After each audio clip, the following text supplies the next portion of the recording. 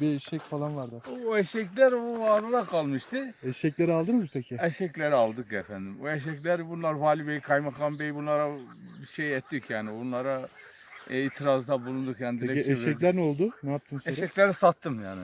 Kaç paraya? O zaman eşekleri Mustafa Keser'e verdim. 300 bin liraya verdim onları. Ha, Eşekler hayırlı orada olsun. şimdi çalışıyor, dağda çalışıyorlar. Ha. Yani O, paranın yani sattığınız parayı hakkı böyle ya öylesine verdim yani. 300 bin lira bir nakliye işim vardı onu yaptık. Şimdi Hakim Bey 300 bin de liranın faydası oldu mu bunları size? getirdim buraya. Bu kadar yerim su altında kalmış. Bak görüyorsunuz. Aynen. Bak bostanım su altında kalmış yani. Bostan su altında kalmış. Hı hı. Bunları da iletmemiz gerekir. Facebook'a yazmamız gerekir. Bunu Twitter'a şeye yapmamız lazım. Ha? BİMER. Başbakanlığa. Onlara yazmayın ya. Onlar ilgilenmez. Kaymakamlar yapmaz. Onlar başbakanlık hemen Ya onu ilgileniyor. çevre şehirciliğe yazmamız gerekir yani. Buraya bir set çekmem gerekir yani. Duvar çekmem gerekir ki ben kurtulayım yani. Su Onlar- evime haylan etmiş. Yerimi talan etmişler. Onlar Şunlar tabii bir- zararlı böyle şimdi. Ha, İleride hani bir 5 sene sonra zaten su toprağın altına girecek. He. Direkt heyelan olur. Direkt hayran oldum. Orada uğraşıyorum bakalım bir de çevre şehirciliğe dilekçe yazacağım.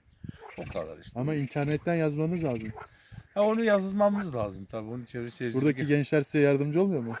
Bu gençler daha sosyal medyaya pek fazla girmiyorlar. Zayıf yani.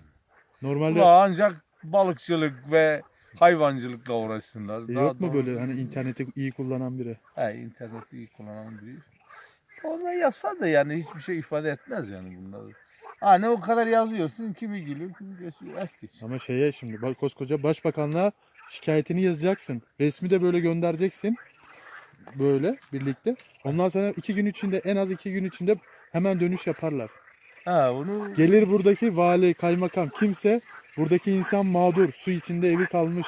ya işte ektiğim salatalık malatalık o ayçiçekleri o Bir de- kavunlar mavunlar hepsi su altında kalmıştır. Duyduğuma göre bir de Onu işte bildirir. bir de duyduğuma göre salatalıklar olmuş sizde.